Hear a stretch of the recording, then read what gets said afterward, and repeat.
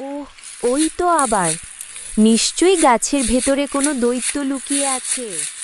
ওহ, ওই তো আবার নিশ্চয়ই গাছের ভেতরে কোনো দৈত্য লুকিয়ে আছে। জানালার কাছে একা একা দাঁড়িয়ে কি ভাবছো? মা, তুমি কি ওই আওয়াজটা শুনতে পাচ্ছ? মনে হচ্ছে কেউ হড়হড় করে হাসছে। ওটা কি গাছতলার দৈত্য? দৈত্য? চলো তো দেখি কে এত আওয়াজ করছে। ঠিক আছে টিনা, চোখ বন্ধ করো, দৈত্যের আওয়াজ কেমন মনোযোগ দিয়ে শোনো। এই যে মা, এটাই সেই দৈত্য। খুলে দেখো টিনা, দৈত্য নয়। এই দেখো, এ তো শুধু আমাদের পুরনো পাতা।